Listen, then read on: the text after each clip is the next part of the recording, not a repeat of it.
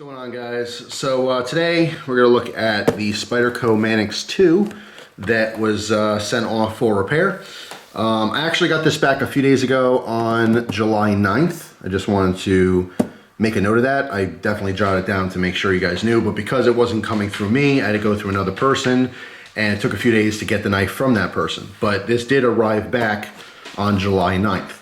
So what did they do? First off, I will say that it was a genuine Spyderco Manix 2. And in the first video, which I posted yesterday, I made a comment because I forgot to say it in the video, but the blade is marked 154 cm. And, you know, the other Manix I was comparing to was S30V.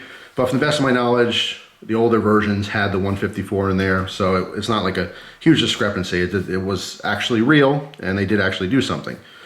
So here's the box I sent it in. It's got the seal here, which obviously was cut open. All right, open it up. You can see we have a box, has the knife in it. Also got a letter with a beautiful golden Spyderco up in the corner. I like that. And you can see this was written on July 2nd. The receipt that the other person had paid, because yes, there was a charge. You see there, it was $25. And it was charged on 6/28, okay?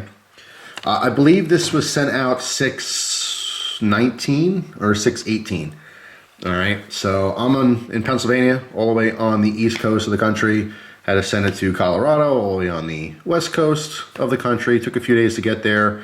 And then I think they had it for like roughly a week or so before they contacted this person who I was going through, the middle person, and they told me, hey, they want to charge $25 for the repair. I said, go right ahead and I'll pay you back, and that's what happened. They charged it to their card. I paid them back as soon as I saw them. So yeah, they charged $25 to replace the parts, which we'll look at in just a second here. All right, and then this says, to receive a hard copy or download a PDF version of the 2018 Spyderco product guide, please visit spyderco.com/catalog/. So yeah, if you guys want to see the 2018 version, new models and stuff, go right ahead and do so. So yeah, let's read the letter. All right, dear blah blah blah, greetings from Golden, Colorado. Enclosed is the following knife or knives which have been sharpened and or reconditioned to the best of our capability. We're happy to see that your knife or knives have been put to good use. The model received was a C101 GP Manix 2. We're pleased to be of service to you and welcome any questions or comments you may have. Call blah blah blah. Thank you for being a Spyderco customer. So, the person who sent this out for me has nothing to do with me, my name, my address, or anything, and I did not show what knife it was until yesterday, when I already received this knife back. So Spyderco had no idea this was my knife, so that factor is completely out of the question. There's no special treatment or anything. Also, the person who I used, this is the first time they sent a knife to Spyderco, so it's not like it's an existing Spyderco customer that's used the warranty department before. This is a brand new stranger to them. They sent a knife, it was broken, it had a letter. You guys saw the condition it was in. It was missing a screw, a frame screw, and it was missing the entire lock system. So let's see what they did. Open this little box. Kind of interesting they sent this little plain box instead of a Spyderco box. But that's okay. So first thing is they replaced the frame screw, and more importantly, they replaced the entire lock system, the whole locking mechanism. All right. Opens up, locks solid, perfect lockup, and it works. A little bit of a pop there. Lock seems just a little bit sticky, but it is totally functional. Yeah. Also, they 100% definitely sharpened this, because it was nowhere near as sharp. So they put a factory edge back on it. So I'm trying to show the edge a little bit better. It's hard with the glare here. But yeah, I mean, they definitely put a factory edge on here, so they sharpen it up, which is pretty cool. I mean, it makes sense. They didn't have to do that, but They did sharpen it, but the biggest thing obviously is to make it a functional knife. If you remember from yesterday's video, there was nothing here. It was just a blade flopping back and forth, you know. Yeah, it's totally functional now. It does feel like you can hear it. There's just a little bit of a pop or a stick, but it's really not a big deal.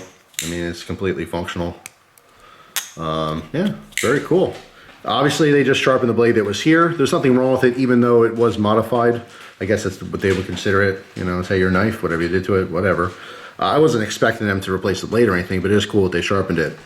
So yeah, they charged 25 bucks to replace the missing parts.